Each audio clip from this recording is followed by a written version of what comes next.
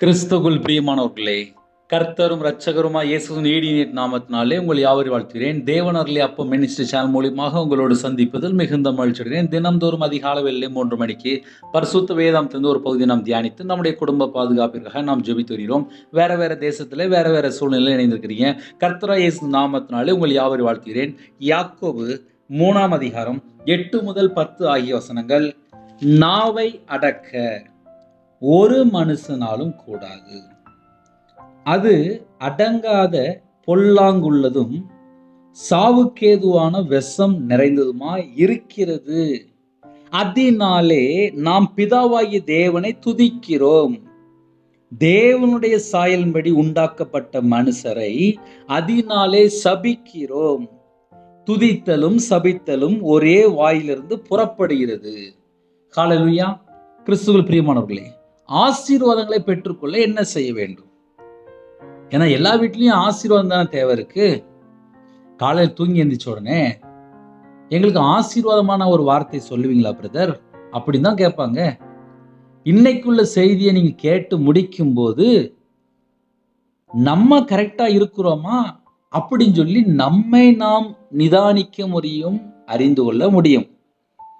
அப்போஸ்தலர் 3ஆம் அதிகாரம் 26ஆம் வசனத்திலே, அவர் உங்கள் எல்லாரையும் உங்கள் பொல்லாங்கிலிருந்து விலக்கி உங்களை ஆசீர்வதிக்கும்படி தேவன் தம்முடைய பிள்ளையாகிய இயேசுவை எழுப்பி முதலாவது உங்களிடத்திற்கே அவரை அனுப்பினார். ஹல்லேலூயா. இந்த 2 பகுதியுமே நாம் தியானிக்கும் போது ஆசீர்வாதத்துக்கு தடை யாரு அப்படின்னு சொல்லி நம்ம முதல்ல அறிந்து கொள்ள முடியும். ஏன்னா எல்லா குடும்பத்திலுமே ஆசீர்வாதம் அப்படின்னா டக்குன்னு எங்களுக்கு கிடைச்சா நல்லா இருக்குமே பிரதர் அப்படிம்பாங்க. இன்னைக்கு ஒரு 1,00,000 ரூபா வேணும்னு வச்சுக்கோங்களேன், ஒரு 10,000 ரூபா வேணும். இன்னைக்கே கிடைச்சா எல்லாருக்கும் சந்தோஷமா தான் இருக்கும். ஒரு 10 நாள் லேட் ஆயிட்டு அப்படின்னா அதுக்குள்ளே டயர்ட் ஆயிடுவாங்க. இந்த வேத பகுதி நாம் தியானிக்கும் போது ஆசீர்வாதத்தை பெற்றுக்கொள்ள என்ன செய்ய வேண்டும்? நாவை அடக்க ஒரு மனுஷனாலும் கூடாது. அப்போ முதல் பாயிண்ட் என்ன? நாவை அடக்க ஒரு மனுஷனாலும் கூடாது அப்படின்னு சொல்லி பைபிள் எழுதப்பட்டிருக்கு.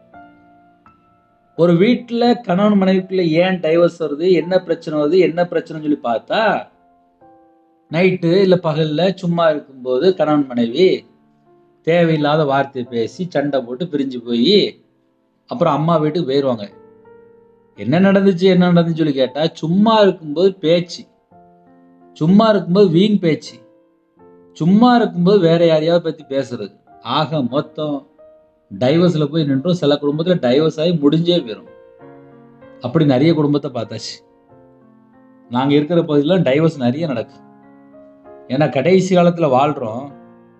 இறங்கி போக மாட்டுக்காங்க, விட்டு கொடுக்க மாட்டுக்காங்க. இதயத்துல கசப்பு இருக்கு, வெறுப்பு இருக்கு, பகை இருக்கு, கோபம் இருக்கு, சண்டை இருக்கு. நிறைய வீட்டுக்கு இதான் இருக்கு. நாவை அடக்க ஒரு மனுஷனாலும் கூடாது அப்படின்னு எழுதப்பட்டிருக்கு. அப்படின்னு என்ன அர்த்தம்? நாவை அடக்கியாச்சுனாலே பாதி பிரச்சனை முடிஞ்சிச்சு. நாவை அடக்காம இருக்கும்போதுதான் ரகசியம் வெளியில போயிரும். வீண் வார்த்தையினாலே வறுமை என்று எழுதப்பட்டிருக்கு. துதித்தலும் சபித்தலும் நாவிலிருந்து புறப்படலாகாது என்று எழுதப்பட்டிருக்கு. மரணமும் ஜீவனும் நாவின் அதிகாரத்தில் இருக்கு என்று எழுதப்பட்டிருக்கு. எல்லா வசனம் எல்லாருக்கும் தெரியும். ஆனா வீட்டுல பேசும்போது சண்டை வந்துருதே. இப்ப பிரச்சனை என்னன்னா, காலையில் செய்தி கேட்கிறோம், வீட்டுல 4 பேர் இருப்பாங்க, இல்ல 2 பேர் இருப்பாங்க. சில குடும்பத்துல தனிமையா இருப்பாங்க. ஏதாவது ஒரு காரியத்துல ஏதாவது ஒரு பிரச்சனை வந்துட்டு அப்படின்னா உடனே சண்டை போட்டு உருண்டுருவாங்க. சில குடும்பத்துல மாமியார் மருமகளா இருக்கும், சில குடும்பத்துல புருஷன் பொண்டாட்டியா இருக்கும், சில குடும்பத்துல பக்கத்து வீட்டுக்கும் பிரச்சனையா இருக்கும், சில குடும்பத்துல வேலைக்கு போன இடத்துல பிரச்சனையா இருக்கும். ஆக மொத்தம் ஏதாவது ஒரு பிரச்சனையில சிக்கி கொள்வாங்க. இந்த பிரச்சனை எங்க இருந்து ஆரம்பிச்சது அப்படின்னு சொல்லி கொஞ்சம் ஆழமா போய் பார்த்தா தெரியும். நாவை அடக்க ஒரு மனுஷனாலும் கூடாது. நாவுனாலதான் நிறைய வீட்டுல புருஷன் சத்தம் போட்டதுனால மனைவிமார் உட்கார்ந்து அழுதுட்டு இருப்பாங்க. ஏன்னா என்னுடைய வாழ்க்கையிலே நான் வியாபாரத்துல இருந்து வந்ததுனால ஒரு கோபம், ஒரு நல்ல டென்ஷனா பேசுறது, இதெல்லாம் என்னுடைய வாழ்க்கையில எனக்கு உண்டு. என் மனைவி அழுதுருவா. என் வீட்டில் உள்ள ஒரு காரியத்தை உங்களுக்கு சொல்றேன் அப்படின்னா, மனுஷனுடைய நிலைமை என்னன்னு சொல்லி எனக்கு என் வாழ்க்கையில நான் எப்படி வாழ்ந்தேன் அதை அப்படியே ஓப்பனா சொல்றேன். நாவை அடக்க ஒரு மனுஷனாலும் கூடாது.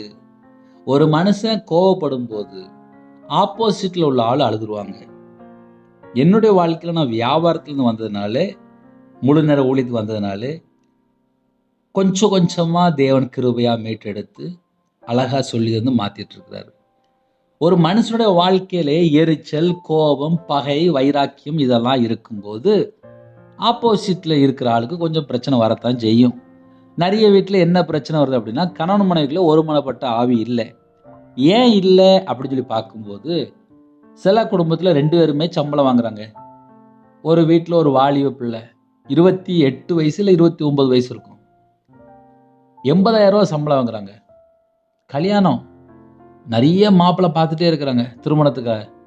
ஆனால் நல்ல மாப்பிள்ளை வேணுங்கிறாங்க, பக்கத்திலே வேணுங்கிறாங்க, அவங்க இருக்கிற இடத்துல வேணுங்க. ஆனால் கல்யாணம் முடிய மாட்டேங்குது. ஒரு 30 வருஷம் முன்னாடி, 40 வருஷம் முன்னாடி, 50 வருஷம் முன்னாடி யோசித்து பாருங்க. அந்தந்த வயசுல கரெக்டா கல்யாணம் முடிஞ்சிட்டுச்சு. அம்மா அப்பா என்ன சொல்றாங்களோ சரி. அவங்க பார்த்தா 5 பிள்ளைகள் 3 பிள்ளைகள் அழகா. வீட்டுல கஷ்டம் இருக்கும். சில குடும்பத்துலலாம் கணவர் மதுபான அடிமையில இருப்பாங்க. சில குடும்பத்துல தேவையில்லாத பேச்செல்லாம் நடந்துட்டு இருக்கும். பழைய காலத்துல நிறைய இடத்துல கெட்ட வார்த்தை எல்லாம் நடந்துட்டு இருக்கும். ஆனால் கணவன் மனைவி தீர்காயுசோட வாழ்ந்திருக்காங்க. பரிபூர்ணமாக அவங்களோட வம்சத்தை பார்த்துருக்காங்க. 4 தலைமுறையெல்லாம் பார்த்துருக்காங்க, 3 தலைமுறையெல்லாம் பார்த்துருக்காங்க. ஆனா இப்போ இருக்கிற காலகட்டத்தில் உள்ள அடுத்த ஜென்ரேஷன் திருமணம் முடிக்க மாட்டேங்கிறாங்க. என்னன்னு கேட்டா, அவங்கள்ட்ட அது குறையா இருக்கு, இவங்கள்ட்ட இது குறையா இருக்கு, இவங்கள்ட்ட இதை குறையா இருக்கு. ஆக மொத்தம் ஒரு மாப்பிள்ளைய பார்க்கறதுக்கு, ஒரு பொண்ணை பார்க்கறதுக்கு 4 வருஷம் 5 வருஷம்லாம் ஆகி போயிருக்கு. கல்யாணம் முடிய மாட்டேங்குது. இதெல்லாம் பிரச்சனை எங்கேருந்து ஆரம்பிக்கு? இந்த வசனத்தை நீங்க வாசித்து பாருங்க, உங்களுக்கு அர்த்தம் புரியும். நாவை அடக்க ஒரு மனுஷனாலும் கூடாது. இந்த நாவுனாலதான் நிறைய வீட்டுக்குள்ள கல்யாணம் முடிய மாட்டேங்குது. வேதனையா தான் இருக்கு. ஒரு வாலிப பிள்ளை வெளிநாட்டுக்கு போயிட்டா, அம்மா அப்பா கேட்குறாங்க, மக்களே கல்யாணம் முடி. வேண்டாம், நீங்க கல்யாணம் முடிச்சு எப்படி வாழ்ந்தீங்க, நான் ஏன் கல்யாணம் முடிக்கணும்? ஆக மொத்தம் பிள்ளைக்கு வயசு கூட போயிட்டே இருக்கு. அம்மா அப்பா வருத்தப்படுறாங்க. வயசாயிட்டு நிம்மதி இல்லை. வயசாயிட்டு அம்மா அப்பாவுக்கு நிம்மதி இல்லையா? பிள்ளை வெளிநாட்டில் போய் செட்டில் ஆயிட்டு கல்யாணம் வேண்டாம்னு சொல்லிட்டு. நாவை அடக்க ஒரு மனுஷனாலும் கூடாது. அந்த வசந்த சொல்லிட்டு ஏன் கொஞ்சம் அர்த்தம் சொல்றேன்னா, நிறைய வீட்டில் பிரச்சனை நடந்துட்டு இருக்கு. வாயினால நிறைய குடும்பத்துல சண்டை போட்டு பிரிஞ்சு போயிருந்தாங்க. அடிச்சா கூட பரவாயில்ல, இப்ப அடியும் இல்லை. சில குடும்பத்துல பேச்சிலேயே பிரிஞ்சு போயிருந்தாங்க. ஒரு குடும்பத்துல 6 மாசம் தான் கல்யாணம் முடிச்சு. கணவன் மனைவிக்குள்ள ஏதோ ஒரு பேசியிருக்காங்க. கல்யாணம் பண்ணிட்டு எப்படி எப்படி எப்படி அப்படின்னு சொல்லி பேசியிருக்காங்க. ஏதோ ஒரு சந்தேகம் வந்துட்டு பிரிஞ்சு போயிட்டாங்க. நாவை அடக்கியிருந்தால் அந்த குடும்பம் நல்லா தான் இருந்திருக்கும். ஏதோ ஒரு காரியத்துல பேசுனதுனால அந்த குடும்பம் பிரிஞ்சு போயிட்டு. இன்னைக்கு காலையில செய்தி என்ன அப்படின்னா, ஒரு குடும்பத்துல ஏன் அதிகமான பிரச்சனை வருது அப்படின்னா, நாவு. என் வாழ்க்கையில நான்லாம் கஷ்டப்பட்டுருக்கேன்ப்பா அந்த நாவுனால. நாவை அடக்க அடக்க ஒரு மனுஷனாலும் கூடாது, அது அடங்காத பொல்லாங்குள்ளதும் என்று எழுதப்பட்டிருக்கு. இப்போ இன்னைக்கு செய்தி என்ன அப்படின்னா, பொல்லாங்கு அப்படின்னு சொல்லி வந்துச்சுல்ல, அவர் உங்கள் எல்லாரையும் உங்கள் பொல்லாங்கிலிருந்து விலக்கி. இப்போ இந்த பொல்லாங்கு ஒரு மனுஷன் இருதயத்துக்குள்ள இருக்கிற வரையும் ஆசீர்வாதம் இருக்காது. இப்ப அர்த்தம் நல்லா புரிஞ்சிருக்கும் நினைக்கிறேன். ஏன்னா நிறைய குடும்பத்துல என்ன நடக்கு அப்படின்னா, நான் சொன்னதான் சரி, நான் சொன்னதான் சரி, நான் சொன்னதான் சரி. யாரு பேச்சு யாரும் கேட்கறதுல கிடையாது. நிறைய வீட்டுல பிரச்சனை அதுதான் ஓடிட்டு. கர்த்தருடைய கிருபையினாலே ஆன்லைன் மூலியமாக எத்தனையோ குடும்பம் இணைந்திருக்கிறீங்க. உங்க குடும்பம் சந்தோஷமாக மன மகிழ்ச்சியா இருக்கணும் அப்படின்னா, உங்க இருதயத்துக்குள்ளே சில காரியங்கள் இருக்கக்கூடாது. அது என்னன்னு சொல்லி பார்க்கும்போது, பொல்லாத சிந்தனை இருக்கக்கூடாது. 2வது விபச்சாரம் இருக்கக்கூடாது. வேசித்தனம் இருக்கக்கூடாது. கொலை பாதகங்கள் இருக்கக்கூடாது, களவு இருக்கக்கூடாது, பொருளாசை இருக்கக்கூடாது, துஷ்டத்தனம் இருக்கக்கூடாது, கபடு இருக்கக்கூடாது, காமவிகாரம் இருக்கக்கூடாது, வன்கண் இருக்கக்கூடாது, தூசணம் இருக்கக்கூடாது, பெருமை இருக்கக்கூடாது, மதிகேடு இருக்கக்கூடாது. இது எல்லாமே இருதயத்துக்குள்ளேருந்து புறப்பட்டு வரும்னு சொல்லி எழுதப்பட்டிருக்கு. மதிகேடு இருதயத்துக்குள்ளேருந்து புறப்பட்டு வெளியில வரும்போது அது நாவு மூலியமா தான் வெளியில வருது. நாவை அடக்க ஒரு மனுஷனாலும் கூடாது. இருதயத்துக்குள்ள என்ன இருக்கு அப்படின்னா, மதிகேடு இருக்கும்போது நாவுல வந்துருது. இருதயத்துக்குள்ளே ஒரு பொல்லாத சிந்தனை இருக்கும்போது, ஒரு விபச்சார எண்ணம் இருக்கும்போது அது நாவுல வந்துரும். நாவை அடக்க ஒரு மனுஷனாலும் கூடாது அப்படி எழுதப்பட்டிருக்கு. அது அடங்காத பொல்லாங்குள்ளதும் சாவுக்கேதுவான, இப்ப அடுத்த பாயிண்ட் என்ன சொல்றாரு, சாவுக்கேதுவான விஷம் நிறைந்ததுமா இருக்கிறது. இப்போ விஷ பாட்டில் எங்க இருக்கு? நாவுல இருக்கு. சில குடும்பத்திலே தற்கொலை, சில குடும்பத்திலே செத்து போயிருந்தாங்க. ஏன் அப்படின்னு சொல்லி பார்க்கும்போது, கணவர் பேசின வார்த்தையிலே தாங்க முடியாம சில தாய்மார்கள், அதுக்கு பின்னாடி என்ன இருந்துச்சு அப்படின்னா, அவங்க பேசின அந்த கடினமான வார்த்தைகள், அது அடங்காத பொல்லாங்குள்ளதும் சாவுக்கேதுவான விஷம். சாவுக்கேதுவான விஷம் வாயில இருக்காம்பா.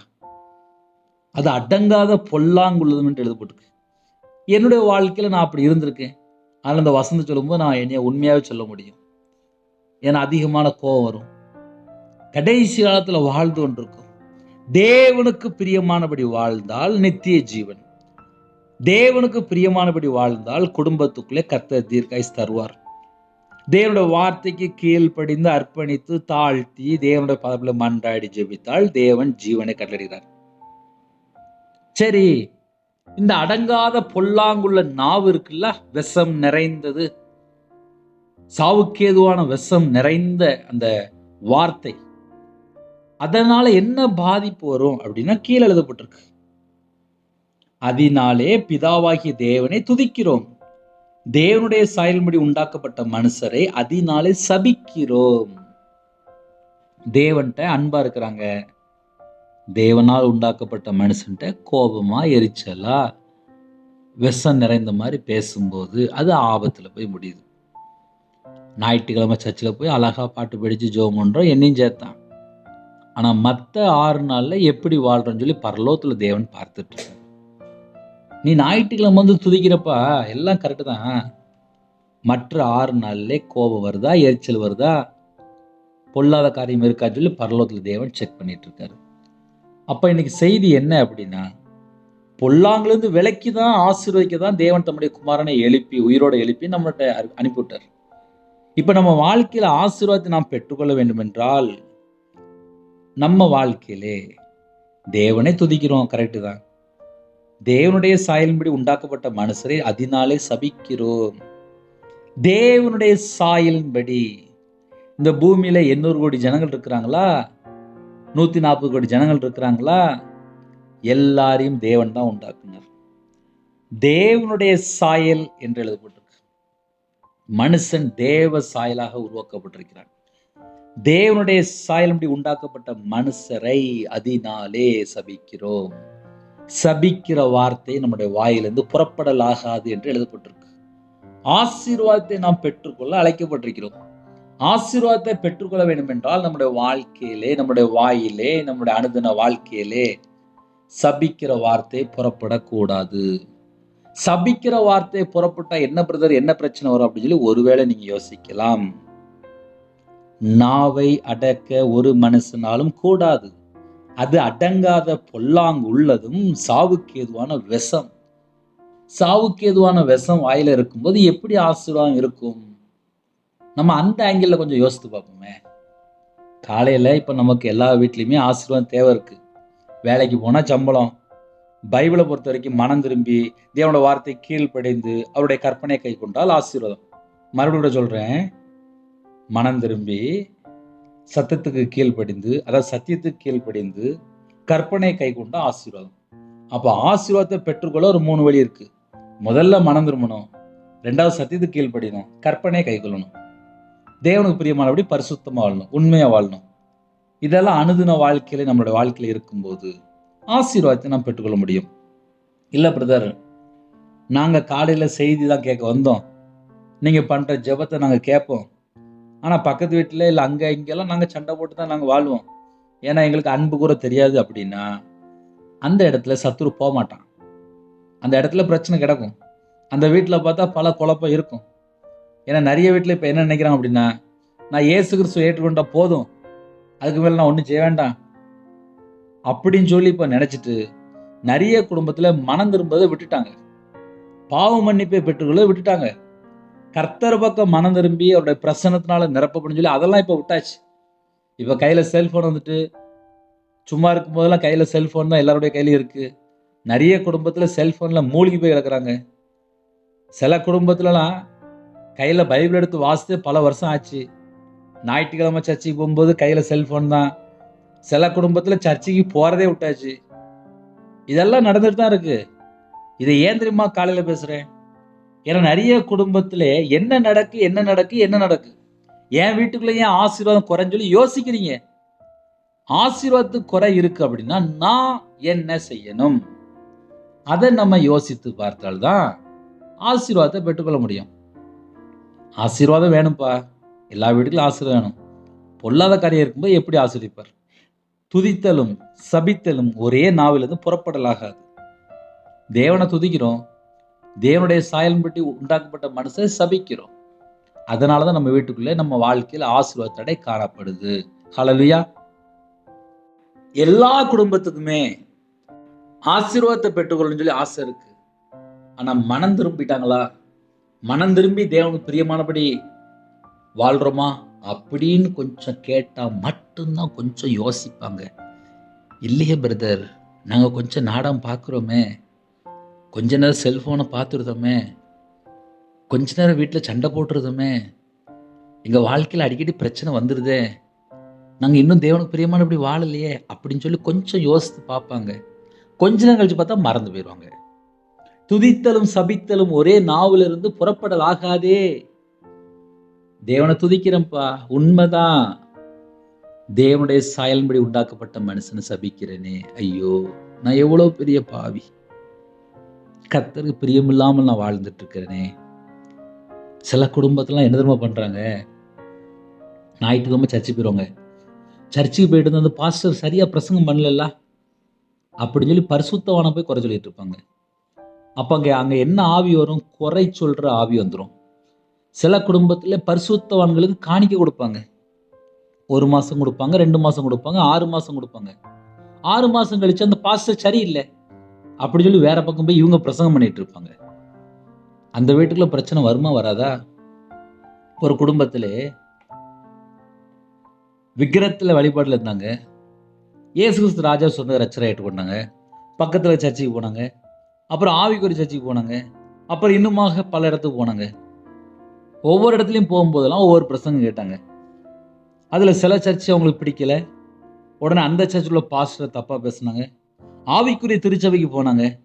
அங்க கொண்டு போய் கொஞ்சம் பணம், காணிக்க, நகை எல்லாம் கொண்டு போய் கொடுத்துட்டாங்க. அதுக்கப்புறம் அவங்களுக்கு அந்த பாஸ்டர் மேல சந்தேகம் வந்துட்டு அந்த பாஸ்டர் சரியில்லைன்னு சொல்லி அப்புறம் ஓரம் கட்டிட்டாங்க.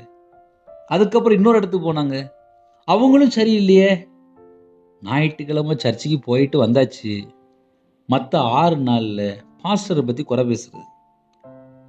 துதித்தலும் சபித்தலும் ஒரே வாயிலிருந்து புறப்படுகிறது என்று எழுதப்பட்டிருக்கு. அப்ப இன்னைக்கு செய்தி என்ன அப்படின்னா, துதித்தலும் சபித்தலும் ஒரே வாயிலிருந்து புறப்படுகிறது. ஆசீர்வாதத்துக்கு தடை யாரு? நிறைய குடும்பத்துல யாரு? நல்லா தான் சம்பளம் வருது, அழகா தான் இருக்கிறாங்க, எல்லா வீட்டுக்குள்ள எல்லாம் ஓகே. ஆனால் தேவனுடைய சாயல்படி உண்டாக்கப்பட்ட ஒரு மனுஷனை சபிச்சா கூட அவங்க இருதயத்துக்குள்ளே சமாதானம் இருக்காது. கல்யாணம் முடிஞ்ச புதுசுல ஏன் மருமக நல்ல மருமக அப்படிம்பாங்க, ஏன் மாமியாரை போல எந்த மாமியாரும் இல்லை அப்படிம்பாங்க, ஏன் புருஷனை போல வேற யாருமே இல்லை அப்படின்றாங்க, உலகத்திலே யாருமே இல்லைன்றாங்க. உலகத்திலே ஒரு 6 மாசம், அப்புறம் 1 வருஷம், அப்புறம் 2 வருஷம், அப்புறம் 3 வருஷம். சில வீட்டில் மாமியாருக்கு ஒரு நேரம் சாப்பாடு கூட கிடைக்காது. சில வீட்டில் மருமகா வேண்டான்னு சொல்லிட்டு போயிடுவா. சில வீட்டில் புருஷனுக்கு மனைவிக்கு ஆகவே ஆகாது. கல்யாணம் முடிஞ்ச புதுசில் இவங்க தான் சொன்னாங்க, என் புருஷன் நல்ல புருஷன், என் மாமியார் நல்ல மாமியார், ஏன் மருமக நல்ல மருமகப்பா, அவளை போல வேற யாரும் இல்லைப்பா அப்படின்னாங்க. ஒரு 2-3 வருஷத்துல அப்படி என்னதான் நடந்துச்சுன்னு தெரியல. நிறைய வீட்டுக்குள்ள நடக்கு. நான் உண்மையை தான் சொல்றேன். துதித்தலும் சபித்தலும் ஒரே நாவிலிருந்து புறப்படுகிறது. அந்த வேடை நீங்க நல்லா கவனிக்கணும். துதித்தலும் சபித்தலும் ஒரே நாவிலிருந்து புறப்படுகிறது. ஐயோ, அப்ப அவங்களோட வாழ்க்கையில எவ்வளவு பெரிய பிரச்சனை இருக்கும். ஞாயிற்றுக்கிழமை சர்ச்சில் போய் துதிக்கிறாங்கப்பா, மற்ற 6 நாள் பார்த்தா உட்காந்து சபிச்சுட்டு இருக்காங்க. ஏன் மருமக அப்படி, ஏன் மாமியார் அப்படி, ஏன் புருஷன் அப்படி, வேலைக்கு போன இடத்துல ஓனர் சரியில்லை, கடைக்கு போன இடத்துல கடை வாங்குற அந்த கடைக்காரர் சரியில்லை, அவன் சரியில்லை, இவன் சரியில்லை. எவ்வளோ பெரிய பிரச்சனை. நான் சொல்றது உண்மையா பொய்யா நீங்களே சொல்லுங்க. அதனால ஆசீர்வாதம் வேணும்னு சொல்லி யாராவது யோசித்தால் நம்ம நாவில் நம்ம என்ன பேசுகிறோம், அதான் இன்னைக்கு நம்ம கண்டுபிடிக்க வேண்டிய டாபிக். நாவை அடக்க ஒரு மனுஷனாலும் கூடாது சொல்லி முடிச்சிட்டாரு. அதனால 24 மணி நேரம் அழகா பைபிள் எத்தனையோ வசனம் எழுதப்பட்டிருக்கு. நாவு ரொம்ப முக்கியம், ரொம்ப ரொம்ப முக்கியம். அதனால இன்னைக்குள்ள செய்தி என்னன்னு சொல்லி நல்லா புரிஞ்சிருப்பீங்க. நாவை மட்டும் அடக்கியாச்சு அப்படின்னா பாதி பிரச்சனை முடிஞ்சிடும். ஹல்லேலூயா. நம்முடைய குடும்ப பாதுகாப்புக்காக நம்ம ஜெபிக்கு போயிடும். ஒருவேளை எனக்கு இந்த பிரச்சனை இருக்கு பிரதர் அப்படின்னா நான் உங்களுக்கு ஒரு கீவேர்டு வேணா சொல்லி தரேன். 141 சங்கீதம் 3ஆம் வசனத்தில் எழுதப்பட்டிருக்கு, கர்த்தாவே என் வாய்க்கு காவல் வையும், என் உதடுகளின் வாசலை காத்து கொள்ளும். 141 சங்கீதம் 3ஆம் வசனத்தில் இந்த எழுதப்பட்டிருக்கு. பழைய ஏற்பாட்டில் இருக்கு. ஒருவேளை கையில் பைபிள் இருந்துச்சுன்னா எடுத்து வாசித்து பாருங்க. கர்த்தாவே என் வாய்க்கு காவல் வையும், என் உதடுகளின் வாசலை காத்து கொள்ளும் என்று ஜெபிக்கிறார். அப்ப நம்மளும் அப்படி ஜெபிச்சிட வேண்டியதானே. ஹல்லேலூயா. கண்கள் மூடி நாம் ஜெபம் செய்வோம். எங்களை அதிகமாய் நேசிகள் அன்பு நிறைந்த பரிசுத்தமுள்ள நல்ல தகப்பனே, உம்மை நன்றியோடு துதிக்கிறோம், ஸ்தோத்திக்கிறோம்ப்பா. உங்க பிள்ளைகளோட நீங்க பேசின கிருபைக்காக உமக்கு நன்றி செலுத்திக்கிறோம்ப்பா. அப்பிரயோஜனமான ஊழியக்காரன்ப்பா, என்னை மீட்டெடுத்தீங்க. தேசத்துக்குள்ளே சத்தியத்தை சொல்ல உயிர் பிச்சை போட்டிருக்கீங்கப்பா. என் பாவத்தெல்லாம் மன்னிச்சிங்களா, என் அக்கிரமத்தெல்லாம் மன்னிச்சிங்களா. எங்களுக்காக தானப்பா ஜீவ பலியானீங்க. கல்வாரி அன்பினால் நிரப்புங்கப்பா. நாங்கள் எல்லாரும் உங்கள் பாதத்தில் வந்திருக்கிறோம்ப்பா. இந்த நாள் மாத்திரம் அல்லப்பா, கடைசி வரிய நாங்கள் கர்த்தருக்காக வாழணும்ப்பா. எங்களுக்கு அந்த கிருபை வேணும்ப்பா. 1 நாள் 2 நாள் இல்லைப்பா, நித்திய ஜீவனுக்குள்ள நாங்கள் எல்லாரும் வரணும்ப்பா. எங்களுக்கு அந்த கிருபை தாங்கப்பா. எங்களை அழைத்த தேவன் உண்மை உள்ள தேவன். எங்களை அழைத்த தேவன் பரிசுத்தம் உள்ள தேவன். நாங்கள் ஆராதிக்கிற தேவன். ஆவியோடும் உண்மையோடும் ஆராதிக்கிறது எங்களுக்கு சொல்லி தந்திருக்கீங்கப்பா. அதை என்னை பார்த்து உமக்கு நாங்கள் நன்றி செலுத்துகிறோம், உம்மை துதிக்கிறோம், உம்மை ஸ்தோத்தரிக்கிறோம். காலை வேளையில் யாரெல்லாம் இணைந்திருந்தாங்களோ அவங்களுடைய இதயத்தில் என்னெல்லாம் பாரம் இருக்கு எல்லாவற்றையும் நீக்கி கர்த்தர் ஆசீர்வதிக்கணும். புதிய நாளிலும் என்னோட ஆவி, ஆத்துமா, சரீரம், சிந்தனை, நினைவு எல்லாம் உங்களுடைய ஜீவனுக்கு அர்ப்பணிக்கிறோம். சில குடும்பத்தில் தாழ்த்துறாங்க, அவங்களுடைய இதயத்தில் எல்லா பாரத்தையும் நீக்கி ஆசிரியங்க. சிறு பிள்ளைகள் முதல் கொண்டு முதியோர் வரை எல்லா குடும்பத்தையும் கர்த்தர் கொடுத்து ஆசிரியங்க. கர்த்தருடைய நாமம் ஐயோடட்டும். தாழ்த்துறாங்க, அப்பா ஆசீர்வதிங்கப்பா. எங்கள் நாவில் புறப்பட்ட ஒவ்வொரு வார்த்தையும் மன்னிச்சிருங்கப்பா. எங்கள்கிட்ட 1000 குறை இருக்குப்பா. சத்துருக்கள் மேலோட அபிஷேகத்தில் நிரப்புங்கப்பா. எங்களுடைய கையின் கீழே ஆசிரியங்கப்பா. யாரெல்லாம் பிறந்தநாள் கொண்டாடுறாங்களோ, திருமண நாள் கொண்டாடுறாங்களோ, அந்த குடும்பத்துக்கு கர்த்தர் கூட இருந்து அவங்களுடைய மன விருப்பத்தை நிறைவேற்றி ஆசீர்வதிக்க வேண்டும். கற்பதில் நீயா ஜெபிக்கிறாங்கப்பா. அவங்களோட வாழ்க்கையில் என்ன தடை இருக்கோ, என்ன குறை இருக்கோ, என்ன பாவம் இருக்கோ எல்லாவற்றையும் மன்னித்து ஆசிரியங்க. மாசமாக இருக்காங்க, கர்த்தர் கூட இருந்து ஆசிரியங்க. டெலிவரி போடுறாங்க, கர்த்தர் கூட இருங்க. உங்கள் நாம மகிமைப்படட்டும். சில குடும்பத்தில் தாழ்த்துறாங்க, அர்ப்பணிக்கிறாங்க, ஜெபிக்கிறாங்க. எல்லாருடைய மன விருப்பத்தை கர்த்தர் நிறைவேற்றித்தாங்க. சிறு பிள்ளைகள் முதல் கொண்டு முதியோர் எல்லாரையும் கர்த்தர் ஆசீர்வதிங்க. யாரெல்லாம் உபத்திரத்தோடு கண்ணீரோடு வேதனையோடு இருக்காங்களோ எல்லா உபத்திரத்தெல்லாம் மாட்டித்தாங்க. கடன் பிரச்சனை கஷ்டப்படுறாங்க, அந்த கடனுக்கு ஒரு முடிவு கொண்டு வாங்க. வியாதியிலே படுத்த படுக்கையிலே மரண தருவாயில்லை, ஹாஸ்பிட்டலில் ஐசியூவார்டில் பல நோயிலே பாதிக்கப்பட்டிருக்காங்க. எங்களோட பலவீனத்தை எல்லாம் சிலுவையில் சுமந்தவரே, உம்முடைய தழும்புகளால் சுகமாக்கி தாங்க. உம்முடைய தழும்புகளால் சுகமாக்கி தாங்க. சுகம் வேணும், பரிபூர்ணமான சுகம் வேணும், பரிபூர்ணமான தீர்காயுஸ் வேணும். ஜெபிக்கிற ஒவ்வொரு குடும்பத்துக்கும் தீர்காயுஸ் வேணும் அப்பா தாங்க.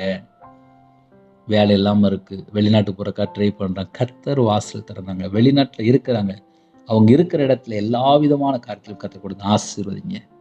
காலவேளை யாரெல்லாம் ஜெபித்தாங்களோ அவருடைய மன விருப்பத்தை கர்த்தர் நிறைவேற்றி ஆசீர்வதிங்க. கர்த்தருடைய நாமம் மட்டும் மையப்படுத்தும். யாரெல்லாம் தாழ்த்துறவங்களோ எல்லா குடும்பத்தையும் ஆசீர்வதிங்க. எத்தனையோ தேசத்துக்குள்ள இணைந்திருக்காங்க, அவருடைய மன விருப்பத்தை கர்த்தர் நிறைவேற்றித்தாங்க. சில குடும்பத்தில் போராடி ஜெபிக்கிறாங்க, அவங்களோட உள்ளத்தில் எல்லா பாரத்தையெல்லாம் நீக்கி ஆசீர்வதிங்க. சில குடும்பத்தில் தாழ்த்துறாங்க, அவருடைய மன விருப்பத்தை நிறைவேற்றி ஆசீர்வதிங்க. திருமணம் முடிந்த பின்பாக டைவர்ஸ் அளவுக்கு பிரச்சனை ஓடிட்டு இருக்கு. சில குடும்பத்தில் கள்ள தொடர்பு, சில குடும்பத்தில் விக்கிரகனை, மாந்திரியம், பிள்ளி சும் ஏவல்ல கட்டப்பட்டிருக்காங்க. எந்த குடும்பத்துக்கு விதமாக என்னென்ன ஆவியில் கிரி செய்து கொடுக்கும், சத்துரு கிரியில் அழிக்கப்படட்டும். இயேசு கிறிஸ்து ரத்தத்தினால் நாமத்தை சுட்டறிப்பட்டோம். பிரிந்து போன குடும்பம்லாம் இணைந்து வாழ கர்த்தர் உதவி செய்யுங்க. திருமணத்துக்காக ஆயத்தமாக இருக்காங்க, கர்த்தர் வாசல் திறந்தாங்க. டெலிவரி போடுறாங்க, கர்த்தர் கூட நார்மல் டெலிவரி ஆகிட்டாங்க. ஒவ்வொரு குடும்பத்தையும் உங்களுடைய கரத்தில் அர்ப்பணிக்கிறோம். ஜெபித்த எல்லா குடும்பத்தையும் உம்முடைய சமூகத்தில் அர்ப்பணிக்கிறோம். நாங்கள் எல்லாரும் நித்திய ஜீவனுக்கு வர வேண்டும். தேவனர்களே அப்போ மினிஸ்டர் மூலியமாக யாரெல்லாம் இணைந்திருக்காங்களோ ஒரு ஆத்மா கூட வீண் பேர் கூடாதுப்பா. நாங்கள் எல்லாரும் பரலோகத்துக்கு வரணும்ப்பா. பாவ மன்னிப்பை பெற்றுக்கொள்ளணும்ப்பா. முடிவு வரைந்த கர்த்தருடைய வார்த்தையில் நிலைத்திருக்கணும்ப்பா. கர்த்தர் உதவி செய்யுங்க. தேவ சித்தத்தை நாங்கள் நிறைவேற்றி சந்தோஷமாக நாங்கள் பரலோகத்தில் வரணும்ப்பா. வேதத்தை வாசித்து முடிக்க தியானிக்க கர்த்தர் கிருபை செய்யுங்க. இரவும் போலுமாக துதிக்கிற பிள்ளைகளாக மாறணும், ஜெபிக்கிற பிள்ளைகளாக மாறணும். எல்லா குடும்பத்தையும் உங்களுடைய கரத்தில் அர்ப்பணிக்கிறோம்ப்பா. மிஷினரி மார்க்காக வருகிறோம்ப்பா. உங்கள் பிள்ளைகள் ரொம்ப கஷ்டப்படுதுப்பா. எந்த நாட்டில் எந்த இடத்துல இருக்காங்களோ அவங்களுக்கு பாதுகாப்பு வேணும்ப்பா. கர்த்தர் உதவி செய்யுங்கப்பா. பரிசுத்தவான்கள் இணைந்திருக்காங்க, விசுவாசிகள் இணைந்திருக்காங்க, புறஜாதிகள் இணைந்திருக்காங்க, ரட்சிக்கப்படாத புதுசாக விசுவாசிகள் இணைந்திருக்காங்க. நாங்கள் எல்லாரும் தேவ சித்தத்துக்குள்ள வரணும்ப்பா. எங்களை ஆசீர்வதிங்கப்பா. இந்த நாளை கர்த்தர் பொறுப்படுத்துவங்க. ஜெபித்த எல்லா குடும்பத்தையும் கர்த்தர் ஆசீர்வதிங்க. வீடு கட்டிட்டு இருக்காங்க, எல்லா விதமான வாசல் திறந்து தடையில்லாமல் வீடு கட்டி முடிகிறது கிருபை செய்யுங்க. வெளிநாட்டில் இருக்காங்க, இருக்கிற இடத்துல கர்த்தர் உதவி செய்யுங்க. கர்த்தர் கூட இருங்க. கர்த்தருடைய நாமத்தை விடட்டும். யாரெல்லாம் தாழ்த்துறோங்களோ அவருடைய மன விருப்பத்தை கர்த்தர் நிறைவேற்றி ஆசீர்வதிங்க. நிறைய தேவைகள் உண்டு, நிறைய காரியம் உண்டு. அந்த குடும்பத்தை கர்த்தர் ஆசீர்வதிங்க. உங்களுடைய பாதத்தில் அர்ப்பணிக்கிறோம். கர்த்தர் பொறுப்படுத்துவங்க. தேவையில்லாத காரியத்தில் போய் சிக்கிக்கொள்ளக்கூடாது. எல்லா குடும்பத்தையும் கர்த்தர் ஆசீர்வதிங்க. உங்கள் நாமம் மட்டுமே விடட்டும். உமக்கு பிரியமானபடி வாழ எங்களை அர்ப்பணிக்கிறோம்ப்பா. எல்லா குடும்பத்தையும் கர்த்தர் பொறுப்படுத்துங்க. எத்தனையோ குடும்பத்தில் அப்பா இணைந்திருக்காங்க, அவங்களோட மன விருப்பத்தை நிறைவேற்றி ஆசீர்வதிங்க. ஹாஸ்டலில் இருக்காங்க, ஹோமில் இருக்காங்க, காலை வேளையில் சில குடும்பத்தில் வேலைக்கு போடுறாங்க, டியூட்டியில் இருக்கிறாங்க, வியாபாரத்துக்கு போடுறாங்க, கம்பெனி வைத்திருக்காங்க, வேலைக்கு. எத்தனையோ குடும்பத்தில் வேறு வேறு இடத்துல தங்கியிருந்து வேலை பார்க்குறாங்க. சின்ன பிள்ளைகள் கூட பல கஷ்டப்படுதுப்பா. உங்கள் பிள்ளைகளுக்கு பாதுகாப்பு தாங்க. டிரைவிங் லைனில் யாரெல்லாம் போகிறாங்களோ கர்த்தர் கூட இருங்க. பகலில் மேகஸ்தமோ இருள் அக்னிஸ்தமோ கர்த்தர் கூட இருங்க. உங்களுடைய பிரசன்னத்தில் போடுங்க. உங்களுடைய கிருபையால் நிரப்புங்க. உங்களுடைய வல்லமையால் நிரப்புங்க. உங்களுடைய சத்துவத்தினால் நிரப்புங்க ராஜா. காண்டாமிருகத்துக்கு வெள்ளம் தாங்க ராஜா. கர்த்தர் கூட இருங்க. ஒவ்வொரு குடும்பத்தையுமே கர்த்தர் பொறுப்படுத்துங்க. உங்களுடைய பதவிகளை தாழ்த்தி துதிகான மகிமையெல்லாம் ஒருவருக்கே செலுத்தினோம். இயேசு கிறிஸ்துவின் பிதாவே ஆமென். தேவனுக்கே மகிமையுண்டதாக. கர்த்தர் தாமே உங்களையும் உங்கள் குடும்பத்தையும் சகல காலத்திலும் சம்பூர்ணமாக திருப்தியாக கர்த்தர் கொடுத்து ஆசீர்வதிப்பாராக. ஆமென். கர்த்தராகிய இயேசுவின் கிருபையும் பிதாவாகிய தேவனுடைய அன்பும் பரிசுத்தருடைய ஐக்கியம் இப்பொழுதும் எப்பொழுதும் சதா காலங்களிலும் நம்மளோடு கொடுப்பதாக. ஆமென். கிறிஸ்துவில் பிரியமானவர்களை தனி ஜெபம் பண்ணுங்க, குடும்ப ஜெபம் பண்ணுங்க. எங்களுடைய ஊழியல் காலத்துடன் ஜெபித்துள்ள கர்த்தர் உங்களையும் உங்கள் குடும்பத்தில் சகல காலத்திலும் சம்பூர்ணமாக திருப்தியாக கர்த்தர் கொடுத்து ஆசீர்வதிப்பாராக. ஆமென்.